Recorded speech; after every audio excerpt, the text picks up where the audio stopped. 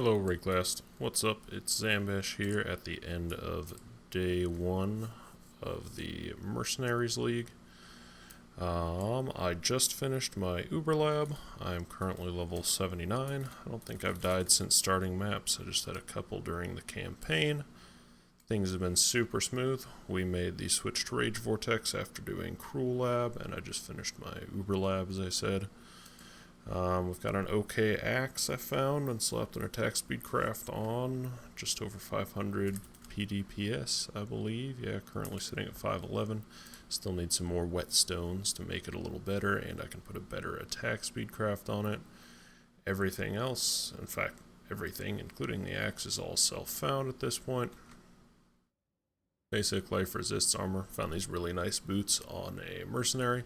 I'm not actually using a mercenary myself. Haven't yet. None of them really seem worth using, so I'm just using them as extra loot, basically. Check each one and kill it in case it has something good. So I will just run this Conservatory map. I'm hoping that this reduced life recovery rate is not going to be an issue at the moment, with the aspect of carnage and the amount of degen that I have from rage, but we will see.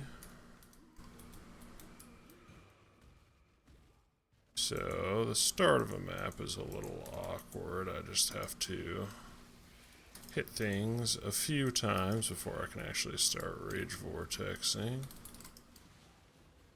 But then it gets pretty smooth from there.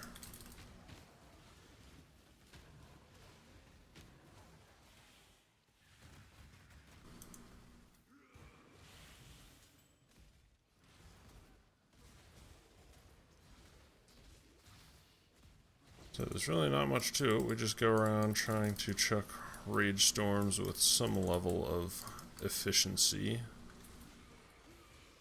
And we've got a lot of exerts, so we just have to warcry occasionally. I just try to keep an eye on my exert charges down there. I think this is a build where I might download the auto hotkey extension that just overlays one of the icons from your skill bar right next to your character, so I don't have to look down at my skill bar to see when my exerts are running low. So this is still just on a 4 link at this point, but we are cruising pretty good. Where's the boss? There he is. So yeah, one rage vortex will 100 to 0 him. That's kind of the nature of the build.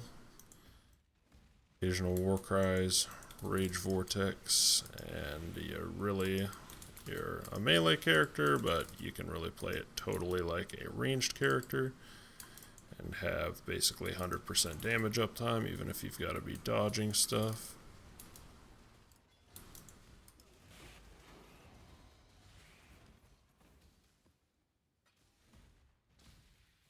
It's not nearly the clear speed beast that Volcanic Fissure of Snaking is, but I think eventually the single target will rival it, perhaps even surpass it.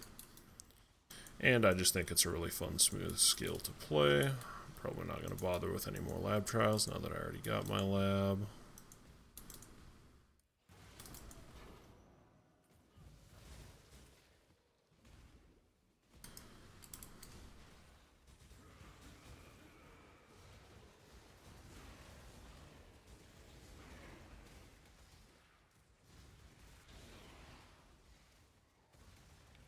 The first item I actually want to buy that none are available yet, there was one but somebody else beat me to buying it, is a Bear's Girdle belt for plus 10 max rage. Hopefully I'll be able to pick one of those up tomorrow for not a crazy price.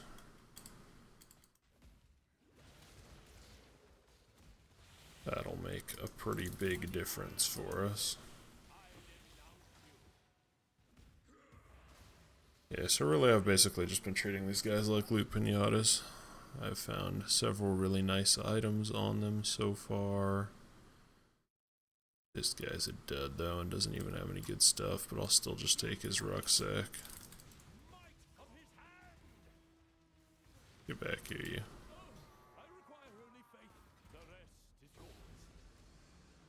So I basically just ignored the mercenaries through most of the campaign until I did my switch to Rage Vortex, so I knew that I could just kill them quickly and easily, and then I've just been treating them as loot pinatas, as I said.